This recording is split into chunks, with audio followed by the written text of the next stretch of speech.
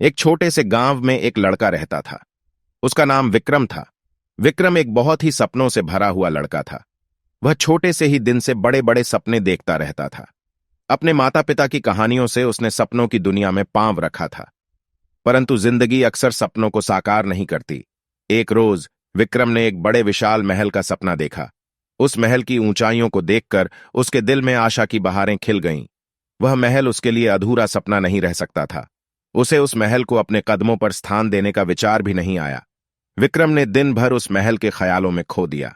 कुछ दिनों बाद विक्रम के गांव में एक मेला लगा। वह मेला उसके गांव के निकटवर्ती गांव में लगा था। विक्रम बड़े उत्साह से मेले को देखने गया। वहां उसने कई सारे रंग बिरंगे खिलौने देखे। उसका मन मेले की फेरियों के खिलौनों की तरफ गया।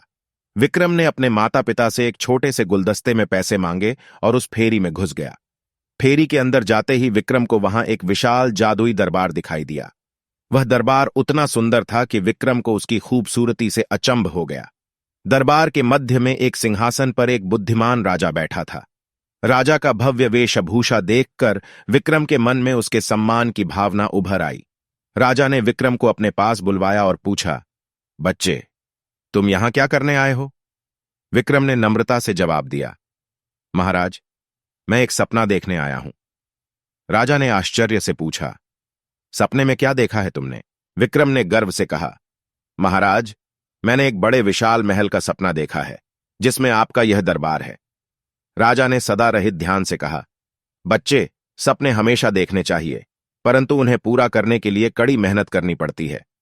जब तक तुम सपनों को पूरा करने के लिए कड़ी मेहनत नहीं करते, तब तक वे खोए हुए सपने ही रहते हैं। विक्रम ने राजा के वचनों को गहराई से समझा और उनसे आशीर्वाद लिया। उसके दिल में अब एक नई जागृति आई। उसे अपने सपनों को साकार करने के लिए मेहनती बनने का नया संकल्प हुआ। विक्रम ने वहां से बाहर निकलते हुए अपने दिल में एक नई उमंग और जोश के साथ घर की तरफ पथिक बढ़ाया।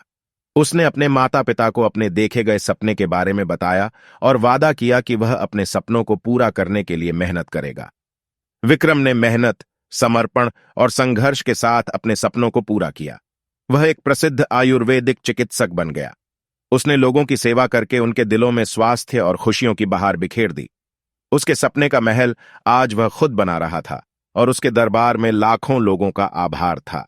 इस कहानी से हमें यह सबक मिलता है कि सपने हमारी जिंदगी में एक महत्वपूर्ण भूमिका निभाते हैं, परंतु सपने साकार करने के लिए हमें मेहनती और समर्पित होना होता है।